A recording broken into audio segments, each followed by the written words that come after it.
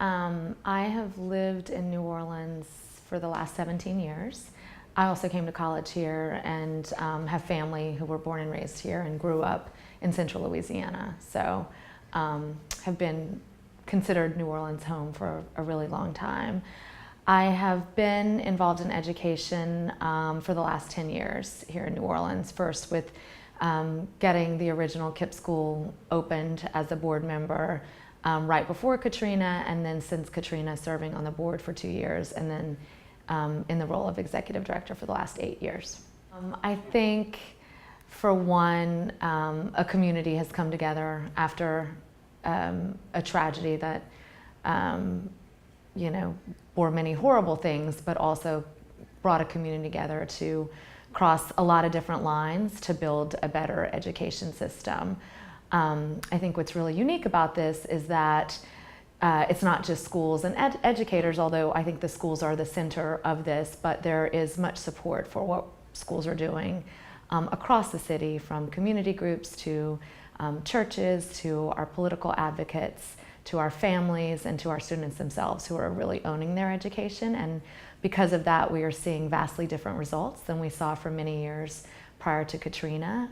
I think you look at a lot of data points, the high school graduation rates that have improved so dramatically, college matriculation rates that are double and even quadruple in some cases the numbers that we had before Katrina. So I think what's essentially happening is a transformed education system that an entire city is owning and accountable for.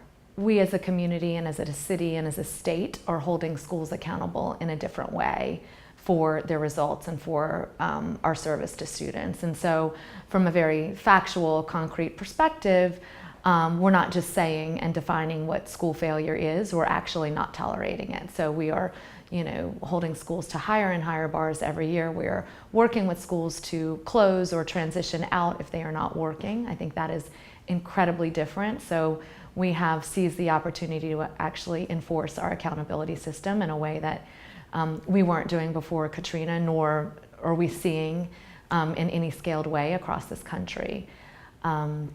I think what's also happened that wouldn't have happened is that there's a city who almost got a second chance. And I think there are many of us who were here before and during Katrina who wondered if the city would survive, if we would come back. And so I think because of that, people across the city, not just in the education sector itself, but beyond, really feel responsible for this, not just to the kids we serve, but to the city that we love. And we know that education is the main way that we will get to a better place. And I think so many people experienced what that place felt like in seeing so many of our citizens struggle and not make it.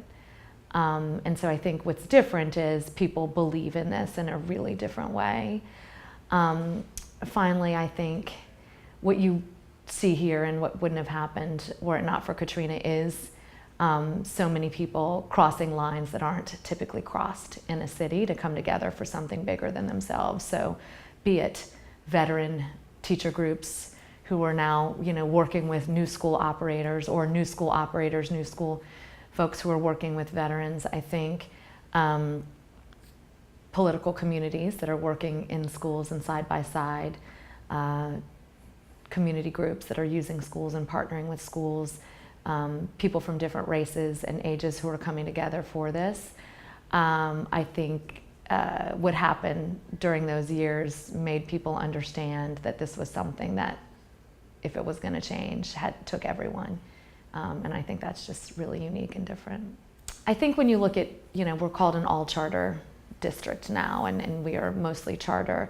I think when you look at charter schools across the country, and even in cities where there's a significant number of charter schools, you still see a mainstream district and you see charters on the edge or around it and operating almost in silos or as an alternative, not as the main school system. And I think what we've been able to do here, and what I think we've been forced to do, and what's been so incredible and so unique, and I think one of the things we're all most proud of, is as we've become the system, we are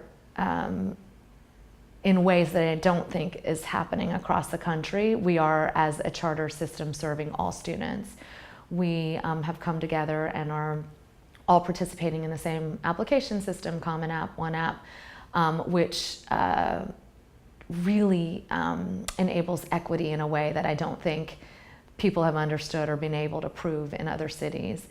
I think the way that we are all owning, for example, because of that, creating programming for special needs students, serving students who are at all ends, at both ends of the spectrum, both high needs students and really high performing kids. In a lot of other districts, you see these kids in the system and in specialty schools that are created by those districts. And for us, we've done that ourselves. And I think people don't necessarily see that when they see charter and when they look at our systems.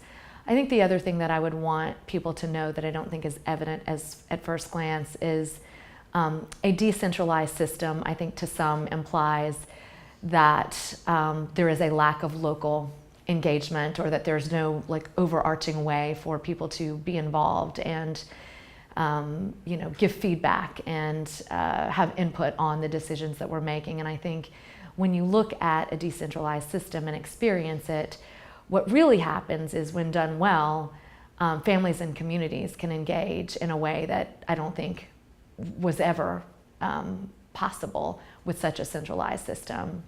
So if you look at individual schools who are able to serve a neighborhood, who are able to build parent groups, who are able to, who are held accountable to responding to questions and issues directly versus having a bureaucratic system where that runs through, I think what happens is people actually become way more engaged. And so when you look at satisfaction across families and student satisfaction even, I think it's very high, and I don't know that that is evident upon just glancing at the system as a whole.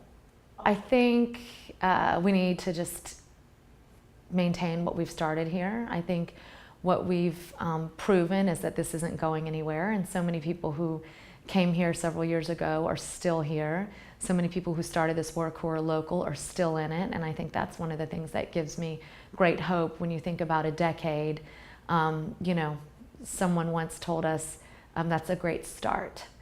But I think when I think about the next decade, I'm really optimistic because of that great start and because of the endurance of the people on the ground and the endurance of the families and students, that we will continue to make significant academic gains in a way that really starts to transform outcomes and then transforms the community.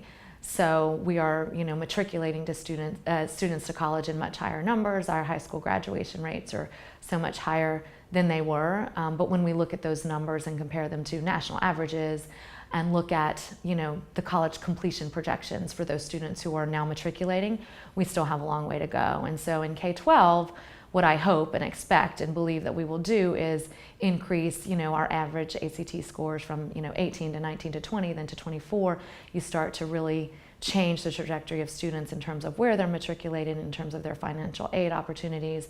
The other thing that I'm excited about is thinking about other avenues, right, beyond college readiness and college matriculation. What else is out there in terms of our business community, and really working together to think about our city as a whole and plan strategies that,